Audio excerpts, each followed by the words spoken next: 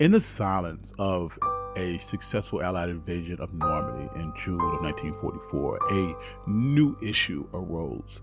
As the relentless march of liberation swept across Western Europe, it brought with it logistical challenges. As the Third Army pushed forward, supply lines were stretched to their breaking point. To resolve this issue, a brand new system was devised.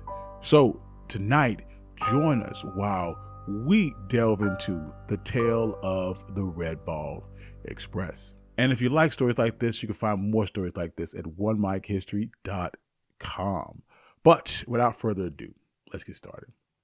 In the aftermath of the 1944 Allied invasion of Normandy, the liberation of Western Europe gained significant momentum. But Allied forces led by General Patton's Third Army were advancing so swiftly that they encountered a new challenge. They were overextending their supply lines and it risked halting their progress. Pre-invasion bombings of French railways aimed at crippling German logistics had left railway infrastructure completely unusable. Additionally, orders from Hitler led German forces to destroy crucial French ports, further complicating their supply situation.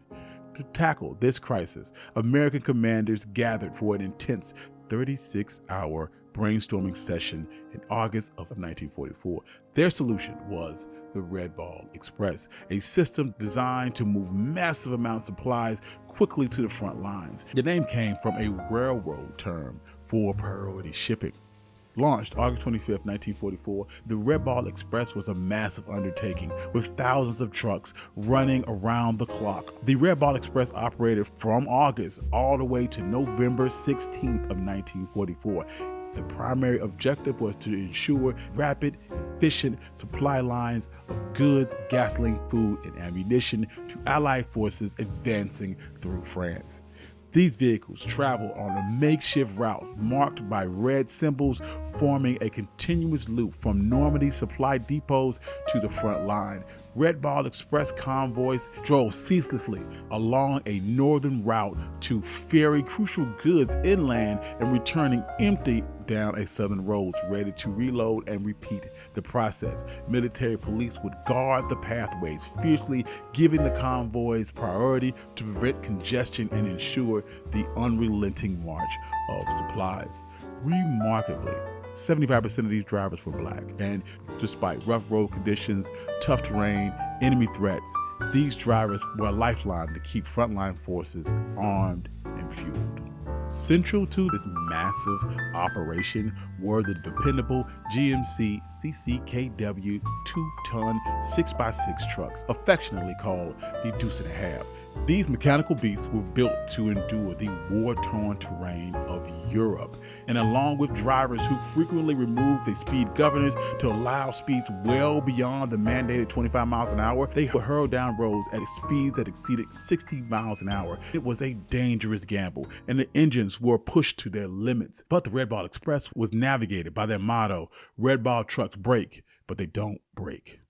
Along with the considerable risks, there were stories like the tale from Staff Sergeant Chester Jones shared about a soldier who got lost in the maze of Red Ball traffic and found himself trapped between two massive trucks for over 100 miles. And this story of this lost soldier wedged precariously between two trucks captures the chaotic nature of the Red Ball Express, but it also shows the determination that is required of its drivers. And this spirit of determination was exemplified in its black soldiers that made up the backbone of its operation. Despite being relegated to non-combat roles due to a segregated U.S. Army, these soldiers provide indispensable as drivers, mechanics, and loaders. They often face harsh conditions, driving up to 16 hours a day on rough roads and unpredictable weather, while under the constant threat of enemy attack. Despite the physical and mental challenges, their determination kept supply lines open for Allied forces. Amid this Herculean task, these black soldiers had to endure the harsh realities of segregation and discrimination. Military policies kept them in separate barracks and mess halls, which was a stark reminder of their second-class status. The racist attitudes of some of the white officers and soldiers often led to their contribution being belittled, and overlooked. Nonetheless, these brave men showcased immense dedication and resilience, and this would lead to them forming a very tight-knit community that maintained their morale amidst constant adversity and the racial prejudices of the era. While the critical contributions of the Red Ball Express are largely overlooked, figures like Colonel John D. Eisenhower would acknowledge the vital role played by these supply drivers. In the end, the Red Ball Express would conclude November 16, 1944, as new supply lines became available. It ran for 81 days with a fleet of over 6,000 trucks. The operation delivered an average of 5,000 tons of supplies a day, amassing over 400,000 tons of goods delivered by the time that it was concluded. Although no specific awards were given for their participation and their efforts were often overlooked, this lack of widespread recognition underscored the necessity of remembering these unsung heroes who ensured success for our frontline combat troops. The Red Ball Express not only exemplified efficiency and rapid logistical support, but also marked an important chapter in the broader civil rights movement. It highlighted the capacity of Black soldiers under pressure, contributing to the push for integration and equality in the United States military. And their stories serve as a testament to the crucial role of supply lines during wartime and the constant contributions of Black soldiers in the United States military. Thank you. This has been One Mike Black History, and this is the story of the Red Ball Express. If you like stories like this, you can find more stories like this at onemikehistory.com. Additionally, if you'd like to support the channel, you can do so on my Buy Me Coffee Patreon page in the description below. I'd like to thank all my financial contributors. Without you, none of this could be possible. I love you all. Peace.